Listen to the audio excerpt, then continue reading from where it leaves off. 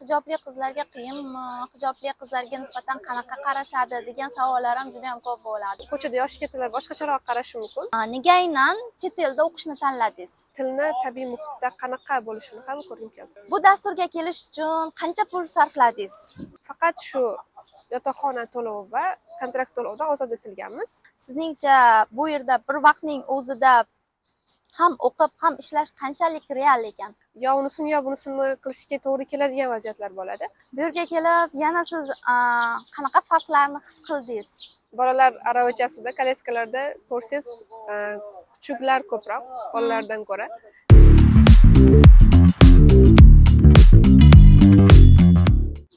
Assalomu alaykum. Bu Hayalekt podkasti. Bugun biz navbatdagi podkastni olishga qaror qildik va bu podkastni daryosini bo'yida tabiat bilan hamnafaslikda olmoqdamiz. Bu safargi mehmonimiz Madina. Assalomu alaykum. Xush kelibsiz. Rahmat. O'zingizni qisqacha tanishtirib bera olasizmi? Ismim Madina. Hozirgi kunda 20 yoshdaman va Janubiy Koreyaning Hanshin universitetida o'qimoqdaman. Birinchi o'rinda tanishuvimiz haqida qisqacha to'xtalib ketaylik. Biz qanaqa tanishgandik va bu yerda nega birga yana podkast olyapmiz va o'sha tanishuv sizga hayotingizga qanchalik o'zgarishlar olib keldi? Mana shu haqida qisqacha gapirib bera olasizmi? Avvalo Telegram kanalingizni kuzatib boshlaganman. Eng birinchi ochgan vaqtlaringizda, chunki u paytda hali kam obunachi bor edi va undan keyin kuzatib bordim, hayot yo'lingizni ko'rdim, Koreyani o'sha o'zini boricha ko'rsatayotganingizni ko'rib hurmati boshladim va o'tgan yil 2025-yilning oxirida shu O'zbekistonga qaytgan vaqtingizda offlayn uchrashuv qilganingizda ham birinchilardan bo'lib qo'shilib borgandim. Siz bilan shaxsan uchrashish nasib qilgan o'sha paytda. Keyin yana ham o'sha o'zingizni boshingizdan o'tganlarini, shu borguncha bo'lgan qiyinchiliklarni, grant yutish jarayoningizni haqida eshitib, ishonchimiz yana ham oshdi. Ikkilanayotgan joyimda shu exchange'ga topshirishga qaror qildim. Rahmat. Keling, endi qanaqa qilib kerak kelib qoldingiz, o'qishingiz haqida gaplashamiz. Nega aynan chet elda o'qishni tanladingiz? Avvalo Koreyadagi aynan zamonaviy ta'lim tizimi, shu o'quvchilarga bo'lgan yondashuvlar, metodlarni ko'rgim keldi va undan tashqari yo'nalishim koreys tili bo'lgani uchun tilni tabiiy muhitda qanaqa bo'lishini ham ko'rgim keldi. Hozir qaysi dastur bilan kelgansiz? Va O'zbekistonda qaysi universitetda o'qirdingiz? Toshkent davlat sharqshunoslik universiteti 3-kurs koreys tili filologiyasi yo'nalishim va bizda har semestr bo'ladigan exchange, ya'ni almashinuv dasturi doirasida o'tkazilgan tanlovdan o'tib, Hanshin universitetiga yuborildim. Sizda hozir IELTS yoki TOEFL bormi? IELTS 7 daraja va TOEFL 5 darajam bor edi. Bu dasturga yutishingizga qanchalik ahamiyati bo'ldi? O'z aslida dastur shartlari bo'yicha TOEFL 2 kerak bo'lgan. Lekin bizda universitet o'rtasida o'tkazilgan intervyu natijasida unda qancha TOEFL baland bo'lsa, shuncha yaxshi bo'lgan, ya'ni olinish ehtimolingiz ko'p bo'lgan. Menimcha shunda ham TOEFLni ahamiyati bo'lgan. Tushunarli. O'zi bu programma haqida qayerdan eshitdingiz siz? Oldin borib kelgan do'stlarim bor edi. Undan tashqari har semestr bizda e'lon beriladi. Universitet xalqaro bo'limlar, hamkorlik bo'limlari bilan o'zimizni kafedra o'rtasida e'lonlar berib boriladi. O'sha kanalga yozib bo'lib, shunda ustozimiz ham aytib berganlar o'zlari, topshiringlar deb, keyin o'sha topshirib shu yergacha keldim. Mendan juda ham ko'p obunachilarim so'raydi har doim. Qaysi universitetga topshirsak bo'ladi, qaysi universitetda almashinuv dasturlari bor deb. Shunda men hamma o'quvchilarimga aytaman, sizlar avvalambor o'zlaring o'qiyotgan universitetni qaysi Koreyadagi universitet bilan hamkorligi bor deb shuni birinchi aniqlashtiringlar deb aytaman. Bu narsani siz bilganingizdan keyin oddiy insonlar, ya'ni o'sha universitetda o'qiydigan insonlar ham o'zini universitetini qaysi universitetlar bilan hamkorligi borligini bilishi qanchalik muhim ekanligini his qila oldingizmi? Ha, chunki imkoniyat o'z-o'zidan paydo bo'lmaydi. Uni o'zingiz yaratishga to'g'ri kelar ekan. Universitetga kirgandan keyin ham o'zi birinchi tushungan narsam shu bo'lgan. Ya'ni o'zingiz qidirib borib, xalqaro hamkorlik bo'limi bilan uchrashib, u har bitta universitetda bo'ladi. Qayer bilan qanaqa hamkorliklari borligini aniqlashtirishingiz kerak va keyin qanaqa hujjatlar kerak, shunga ham o'zingiz izlanishingizga to'g'ri kelar ekan asosan. Ya'niki agar sizni maqsadingiz chetda o'qish bo'lsa, demak siz xalqaro bo'lim bilan doimo aloqa qilib turishingiz kerak. Bu dasturga kelish uchun qancha pul sarfladingiz? Va qanday harakatlar qildingiz moddiy tarafdan tashqari ham? To'g'risini aytsam, o'zi xarajatlarga keladigan bo'lsak, bizning dasturimiz to'liq qoplanadigan emas. O'zi faqat shu yotoqxona to'lovi va kontrakt to'lovidan ozod etilganmiz bir semestr davomida. Undan tashqari bo'lgan hujjat jarayonlari, borish kelishga biletlar, viza jarayonlarida o'zimiz tomonimizdan qoplangan pullar. Keyin hujjat tayyorlash jarayonida biroz qiyinchilikka duch keldim, chunki birinchi marta qilyapman bu ishni. Oldin qilmaganman, qayerda nima qilish kerak, notarius qidirib, boshqa qilib, bank shot kabi problemalar o'zim boshimga ham tushdi. Lekin shu o'zim borib kelgan o'rtoqlarim bilan gaplashib, bu ishni amalga oshirdim va bunda hech qanaqa konsaltingga murojaat qilmadim. Menimcha hujjatlar tayyorlash jarayonida study plan bilan personal statementni ham tayyorlagansiz. Bunda sizga kimdir yordam berdimi yoki o'zingiz mustaqil izlanishlaringiz natijasida tayyorlay oldingizmi? Qanaqa bo'lib kechdi? Bizda undan tashqari personal statementdan ham ko'ra recommendation letter bor edi faqat. Keyin u recommendation letterni ustozimiz beradilar bizga va biz o'zimiz yozib berib qo'l qo'ydirdik har doimgidek. O'sha recommendation letterni kimdan oldingiz? Ya'niki tavsiyanoma xati deyiladi bu. Kimdan oldingiz? O'zimizni koreys tili ustozimizdan. U kishini PhD'midi yokida? PhD bo'lgan.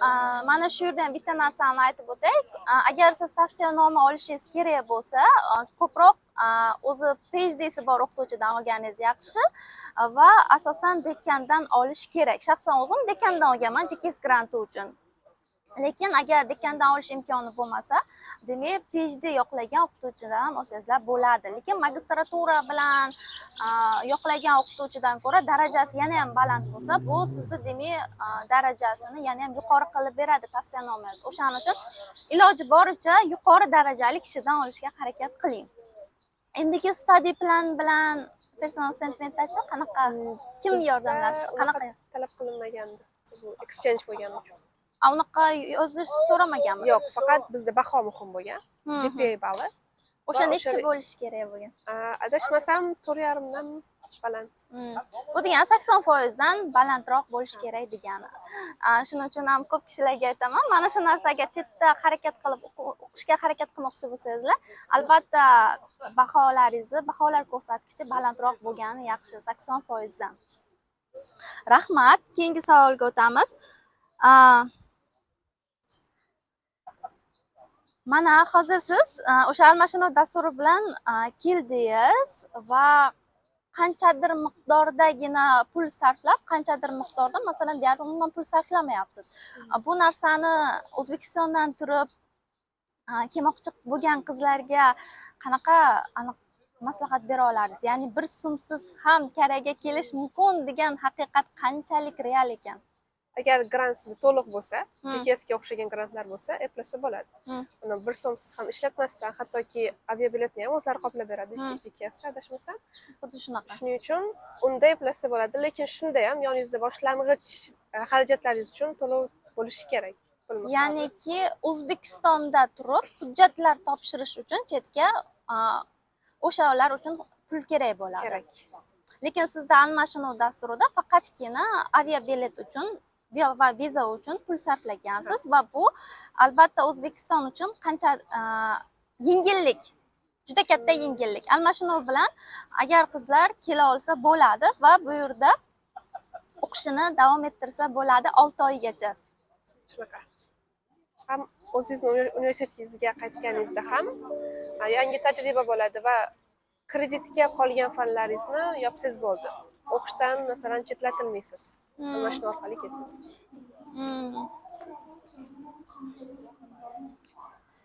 Navbatdagi savolimiz ota-onalar bilan bog'liq. Ya'niki sizningcha ota-onalar nega qizlarini chetga yuborishga qo'rqishadi? Mana siz o'zi 3 oylik tajribangiz bor. Shulardan xulosa qilib nima deya olasiz? Baribir begona davlat deyishadi biznikilar baribir.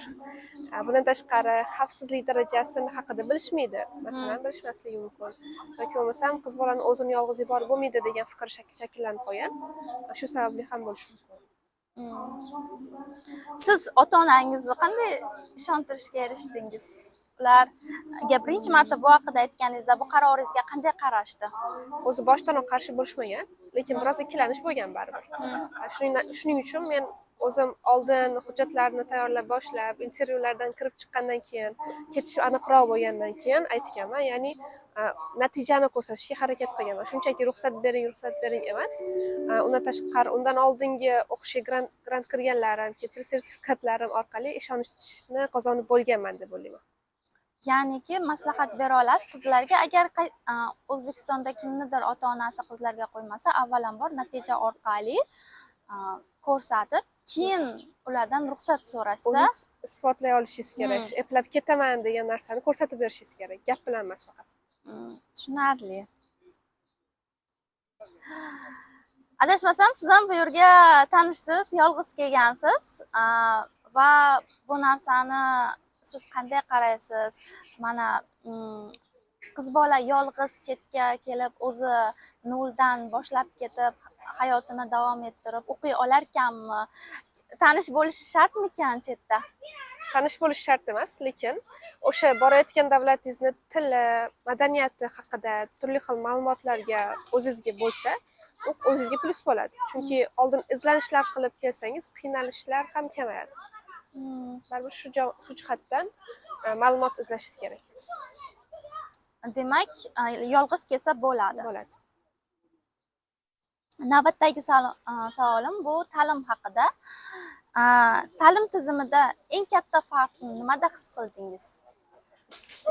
Eng katta farq menimcha shu darsga bo'lgan yondashuv, ustozlarning munosabati bo'lishi mumkin. Chunki Koreyadagi o'qituvchilar ko'proq erkinroq atmosferada dars o'tishar ekan o'zimizga nisbatan.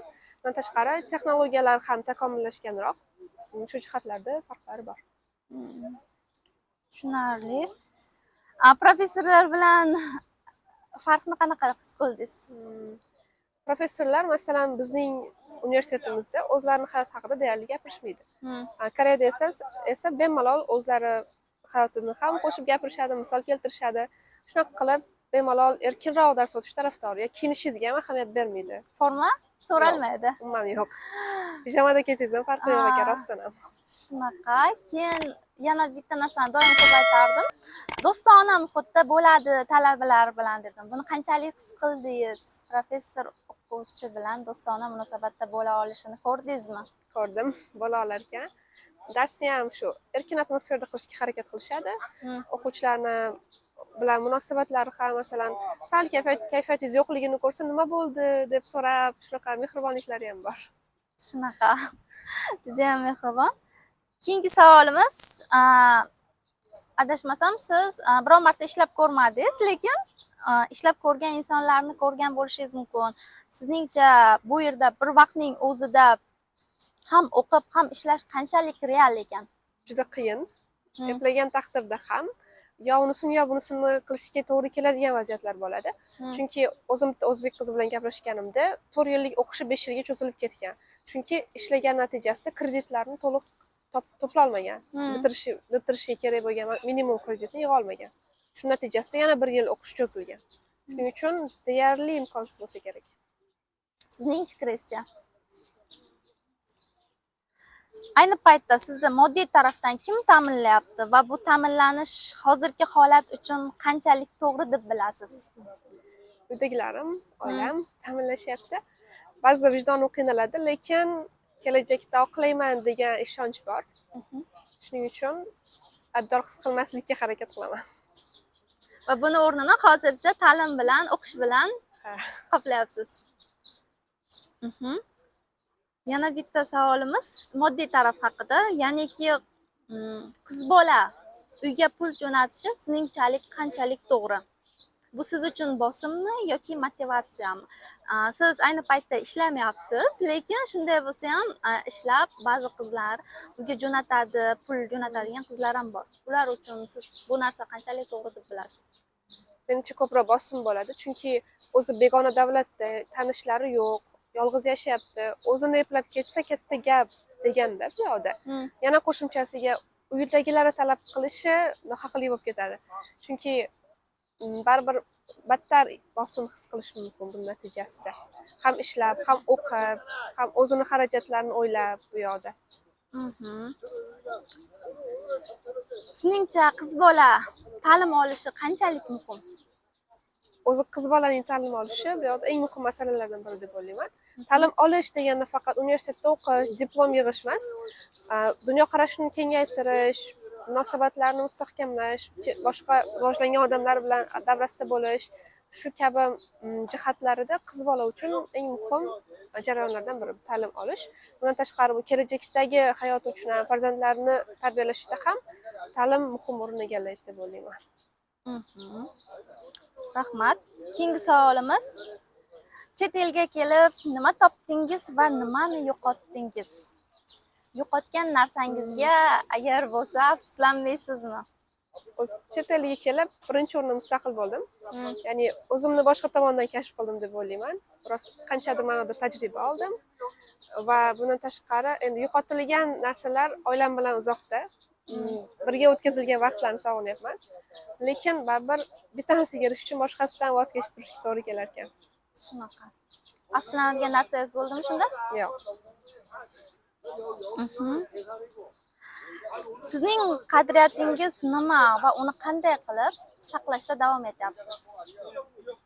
Qadriyatim birinchi o'rinda o'zlikni yo'qotmaslik, oila hisoblanadi va u o'zi chet elda erkin muhitda siz o'zligingizni shunda ko'rinadi yana ham. Uni o'z holicha saqlash o'zingizga bog'liq, tarbiyangizga bog'liq bo'lib qolar ekan va shunaqa vaziyatlarda doim qalbingizga quloq solishingiz muhim. Keyingi eng og'riqli savollarimizdan biri: ba'zi qizlar chetga kelib o'zgarib ketadi. Bu ko'proq muhit ta'sirimi yoki-da tarbiya natijasimi sizningcha? Muhit ko'proq ta'sir qiladi deb o'ylayman, chunki begona davlatdasiz, hech kim ko'rmaydi degan ma'noda ham bo'lishi mumkin. Lekin shu jihatda odam o'z qadriyatlariga sodiq qolib, chegaralarni belgilay olsa, bunday vaziyat bo'lmaydi deb o'ylayman. Lekin hozir ayni paytda siz musulmon bo'lmagan davlatdasiz. Deyarli 50%dan 40%dan ko'prog'i musulmon emas davlat. Bu yerda demak shu ko'proq imkoniyat bor deb o'ylaysizmi shunda? Ya'niki tarbiyaga ta'sir qilishiga? Tarbiyaga ta'sir qilishi nima desam, balki imkoniyat ko'proqdir. Masalan, agar shunaqa muhitga qo'shilib qolsangiz, shunaqa odamlar orasiga qo'shilib qolsangiz bo'lishi mumkin, lekin har doim o'zingizga o'xshagan odamlar uchraydi deydi hayotingizda. Shunda ham yo'lingizni yo'qotmasdan o'zingizni anglab ketsangiz, bunda qiyinchilik bo'lmasa kerak. Bunda ya'niki insonni kimga qo'shilishi ham avvalambor o'ziga bog'liqda. O'zini ichida qadriyati kuchli bo'lsa, u insonni tashqi yon atrofida yig'iladigan insonlarni ham saralab tanlaydi. Shunchaki kimgadir ergashib ketmaydi. O'shaning uchun eng muhim narsa bu yerda deb o'ylayman, o'sha ichki qadriyati, maqsadlari ko'proq. Chet elda hayo saqlash qanchalik qiyin sizningcha? Bu ham yana o'zini insonning o'ziga borib taqaladi. Chunki umuman atrofdagilarga e'tibor bermasdan, masalan, o'zingizni hayotingizda yashab yuraversangiz, bu narsa qiyin bo'lmaydi deb o'ylayman. O'zingiz o'qishga kelganmisiz, maqsadingiz o'qishmi? Demak, o'qish kerak. Boshqa bekorchi narsalarga chalg'imaslik kerak deb o'ylayman. Keyin yana bitta savol. Bu yerda ko'p kishilar so'rashadi, hijobli qizlarga qiyinmi, hijobli qizlarga nisbatan qanaqa qarashadi degan savollar ham juda ham ko'p bo'ladi. Agar siz duch keldingizmi hayotingizda shunaqa holatlarga, ya'ni hijobli qizlar bilan qanaqadir vaziyatlar bo'lganligi? O'zim shaxsan ko'rmaganman. Hmm. Eshitganim bo'yicha Hmm. ba'zida ko'chada yoshi kattalar boshqacharoq qarashi mumkin. Hmm. Lekin aynan nimaga unaqa o'ranib olgansan degan savollar kamdan kam bo'lgan deyishgandi. Shu yerda o'zim javob berib kelsam, ya'niki shaxsan o'zimni tajribamdan kelib chiqib aytadigan bo'lsam, o'zim 2 yildan oshiq kariyada bo'lsam, biron marta hijobli qizlar bilan bog'liq muammo bo'lmagan va doimo ular o'qishda ham, ishda ham agar ishlashadigan bo'lsa, bemalol ishlashgan. Shuning uchun hijobli qizlar hech ham sizlar qo'rqmasdan kariyaga kelib, bemalol o'qishlaringizni davom ettirishlaringiz mumkin. Hech qanaqa muammo bo'lmaydi. Keyingi savollarimiz, otalar qizlarini qanaqa ruhda tarbiyalash kerak deb o'ylaysiz? Avvalo o'ziga ishongan, bilimli, dunyoqarashi keng va har qanday holatda ham o'zligini saqlab, qadriyatlariga sodiq qoladigan odam bo'lib tarbiyalasa, hayotda kamroq qoqilishadi deb o'ylayman. Shunda boshqa insonlarning gapiga ham tezda uchib ketmasdan, To'g'ri. ergashib ketmasdan, O'zini fikriga ega bo'lgan, mustaqil shaxs sifatida komillashib boradi deb hisoblayman. Rahmat. Keyingi savolimiz, siz ham yaxshi ko'radigan K-pop guruhlari bormi va nima uchun ularni yaxshi ko'rasiz? Koreys tilini o'rganish jarayonida eshitganman K-pop qo'shiqlardan. O'zi kelganimdan keyin hatto konsertga ham borishga ulgurdim. Seventeen guruhining konsertiga borib keldim. Va ularni o'z konsert atmosferasi yoqardi va undan tashqari ko'pchilik qo'shiqlarni ma'nosi borda. Tarjima qilib, so'zini yodlagan paytlarim ham bo'lgan. Shuning uchun yoqadi. Demak, sizga qaysidir ma'noda foydali bo'lgan koreys tilingizni o'rganishda ularni Bo'lgan. o'tgan safar Husanna ham xuddi shunaqa qilib BTSning qo'shiqlarini koreys tilini o'rganish davomida o'rganganligini aytgan edi. Bundan tashqari yana qanaqa qilib o'zingizni o'sha til o'rganishingizda foydalangansiz? Eshitishda yordam bo'lgan, Eshitishda va tarjimada yordam bo'lgan, ya'ni so'zlarini yodlagansiz. Yana qaysi maragi qismida ham talaffuzni to'g'rilashga ham yordam bergan. Aydillarning shoularida masalan real hayotda gaplashgandek gaplashadi-ku. Shuni eshitganingizda haqiqiy koreyslar qanaqa gapirishni ham his qilasiz. Shu jihatlar. Tushunarli. Keyin yuqorida aytib o'tdingiz, ya'ni Seventeen konsertiga kirdim dedingiz. Narxlari qanaqa bo'ldi? Va qanaqa taassurot oldingiz? Inson baribir ham ko'p qizlar orzu qilib kutadi kirishga va bu shu orzu qilib kutishingizga arzirlimikan? Arzida energiya bilan chiqdim desam bo'ladi. Konsertga kirish qaysi? Adashmasam $115 tarif ketishdi. $115. Endi sal qimmatroq deb o'ylayman baribir. Lekin arzidi. So'mi uchun qimmat, lekin yana kelajakda qaysidir K-pop guruhlarini konsertiga kirib ko'rish niyatingiz bormi?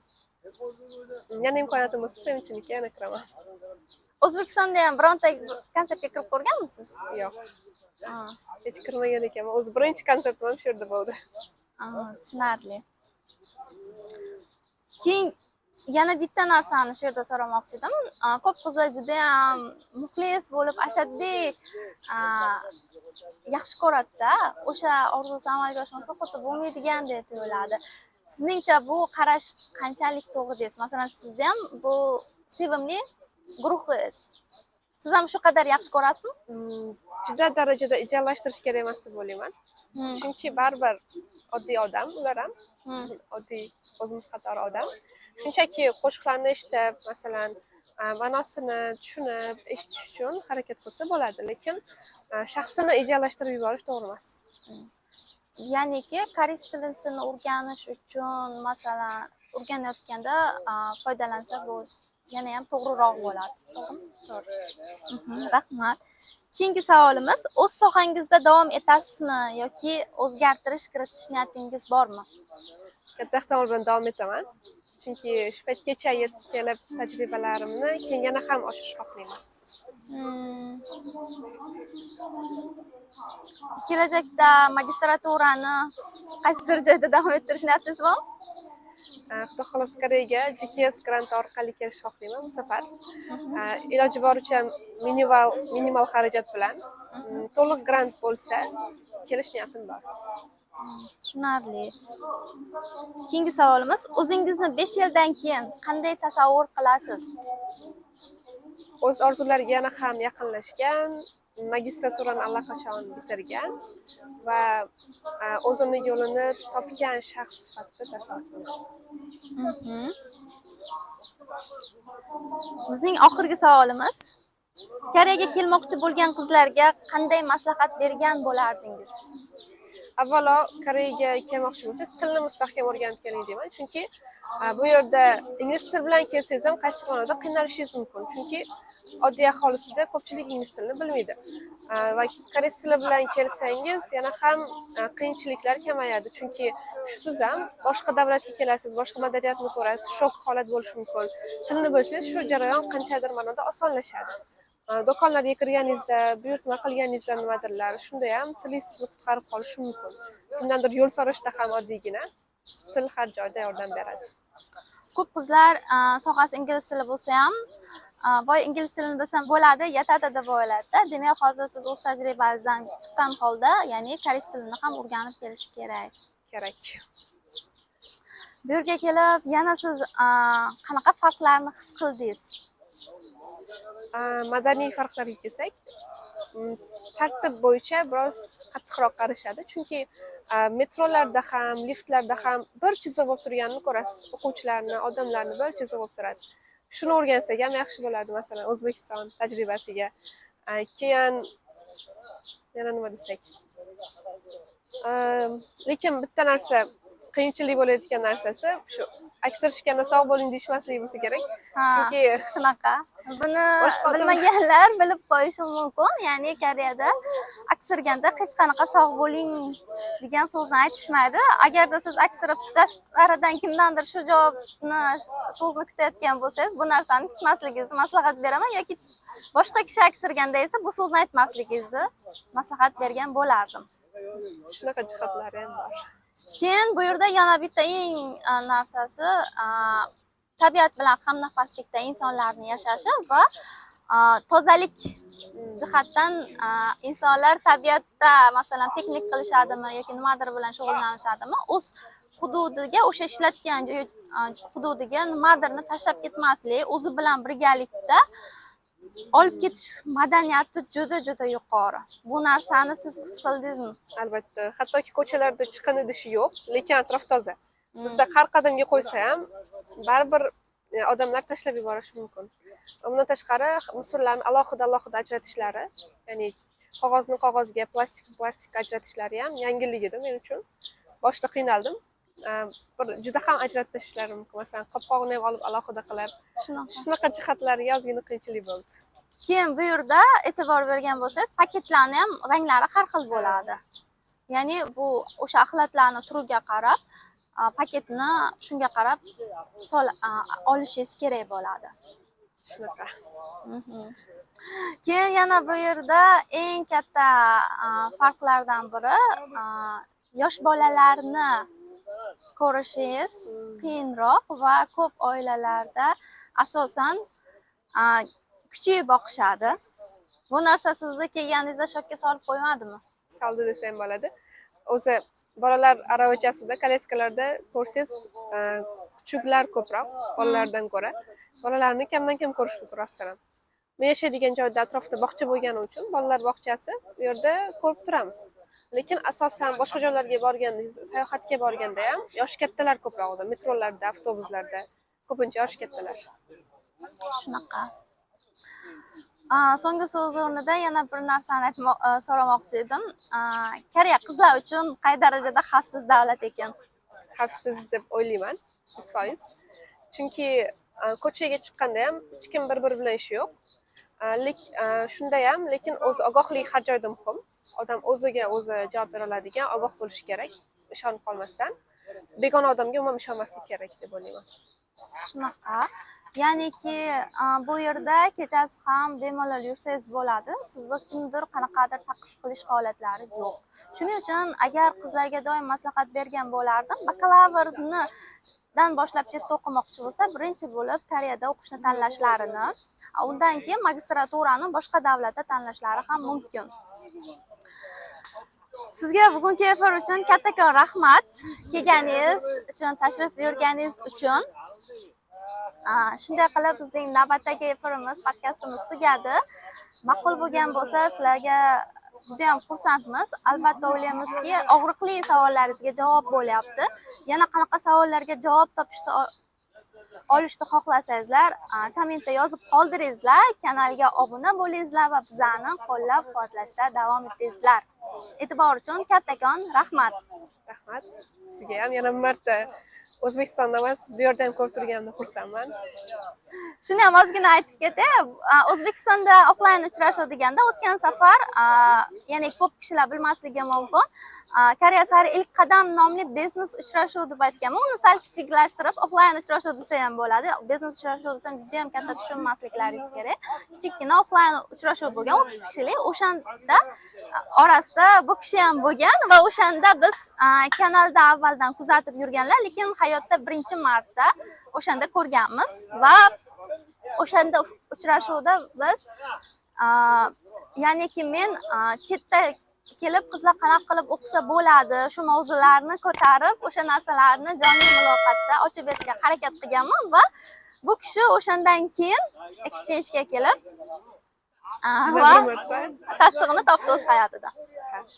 Shunaqa. Xuddi shunday. E'tibor uchun rahmat yana bir marta. Rahmat.